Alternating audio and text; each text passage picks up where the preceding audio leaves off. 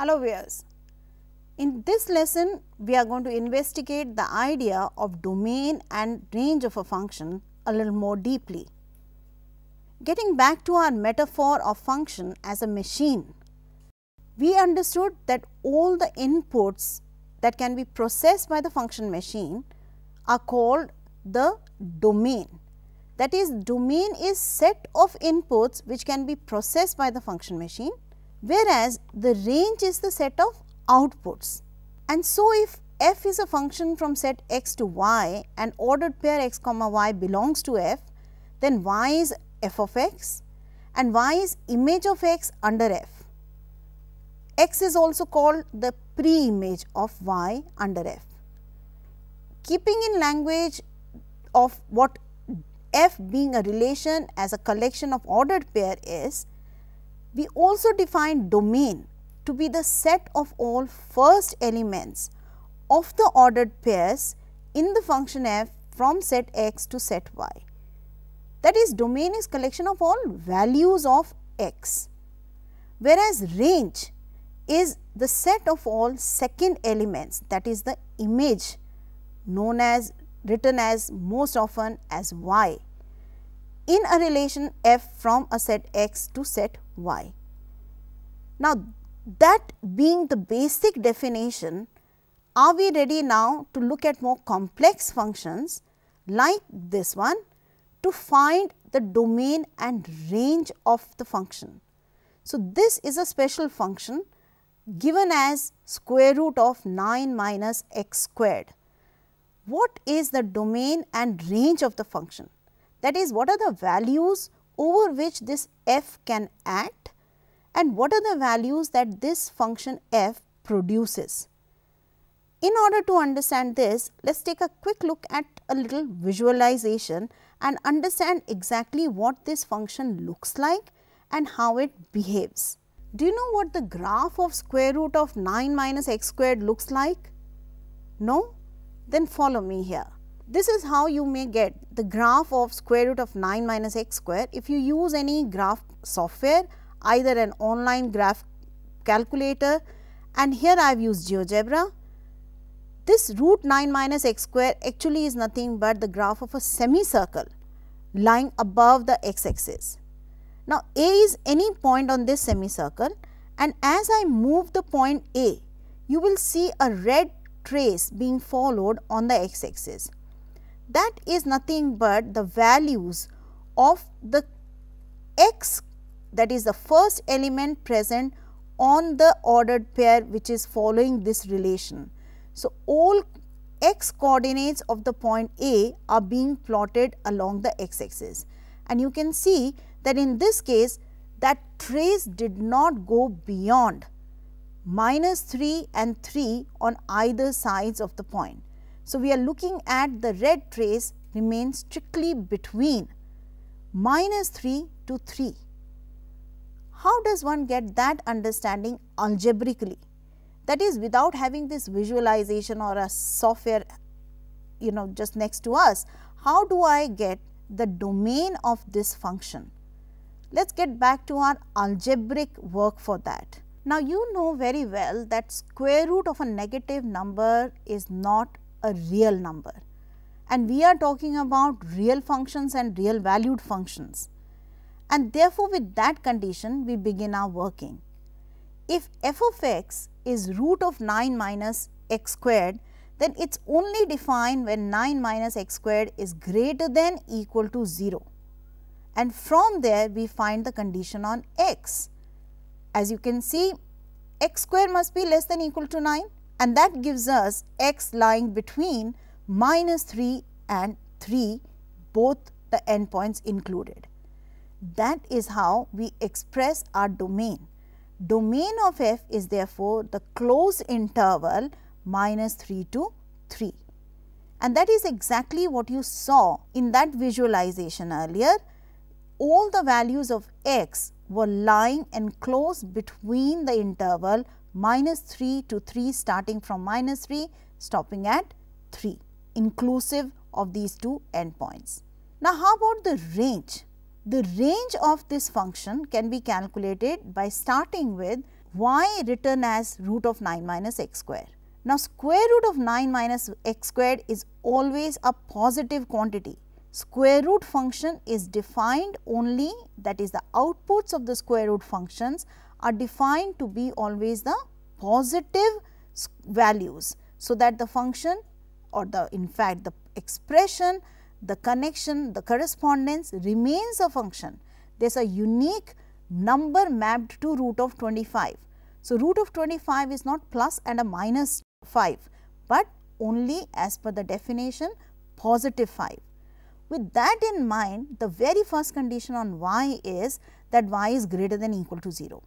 At the same time, if I square both these equations, I will get y square is equal to 9 minus x square, getting a condition on y through x. X squared therefore is equal to 9 minus y squared. What does this tell me? 9 minus y square must be greater than or equal to 0, because x square is such, and therefore y lies between minus 3 and 3.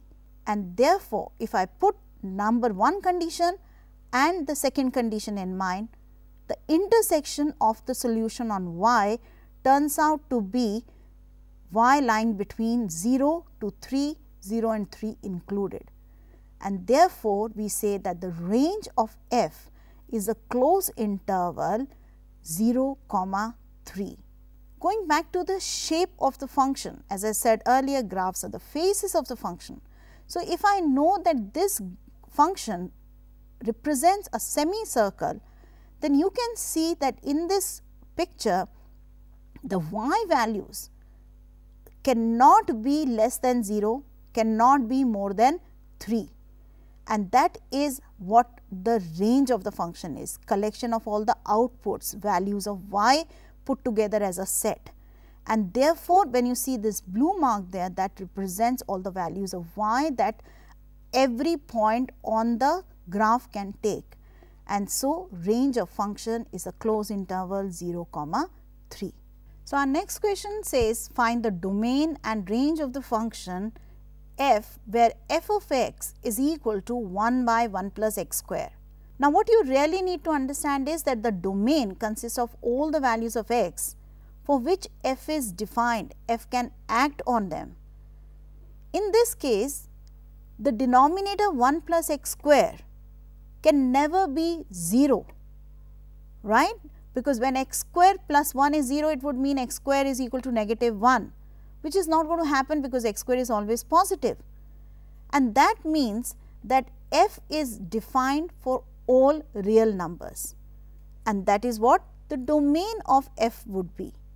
And so, we say that since f is defined for all real values of x, the domain of f is set of all real numbers.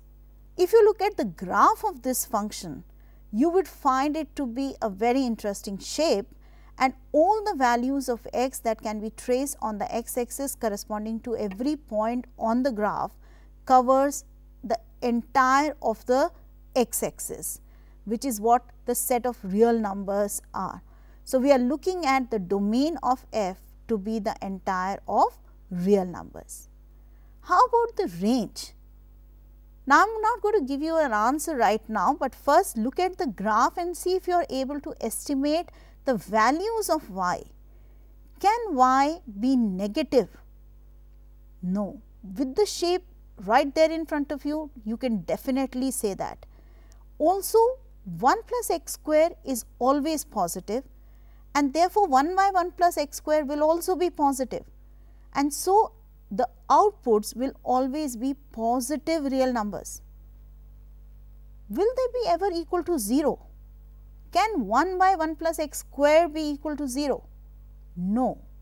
So, you have a condition inbuilt in the function's definition itself. So, for the range, if I start with f x equal to 1 by 1 plus x square, then one of the things that I can always do is I can write it to be y equal to 1 by 1 plus x square, and from there find what the condition on x in terms of y would be. So, expressing x in terms of y, I have x square is equal to 1 minus y by y. Now, let us apply the logic. x square is always greater than equal to 0 and x is a real number. So, the right hand side, that is 1 minus y by y, must always be a real number and must also be greater than or equal to 0. That means y definitely cannot be 0. That is what we saw by the picture as well earlier. Here therefore, the other condition on y would be, since 1 minus y by y is a quotient of two expressions, and that would always be positive if either both the functions, that is expression 1 minus y and y, are positive or both are negative. The common solution therefore, if 1 minus y is greater than equal to 0 and y is strictly greater than 0, because y could not be 0 as we saw earlier, then the common solution that arises from here is that y must be less than equal to 1 and y must be greater than 0. The other possibility comes up with y must be greater than equal to 1 and y is less than 0. Now, is that possible? Can you have y greater than equal to 1 and less than 0 simultaneously? No. So, the second possibility is not going to happen, and therefore, the condition on y that we get, that is the range that we are looking for the function f, comes out to be same as the interval which is open at 0, but close at 1. Y is greater than 0, but less than equal to 1. So, if you re-look at the graph of this function, you will understand and appreciate what you have done right now. You have found the values of y which are exactly giving that shape to the curve. The y remains little more than 0, but less than or equal to 1, and that is the significance of the term range of a function.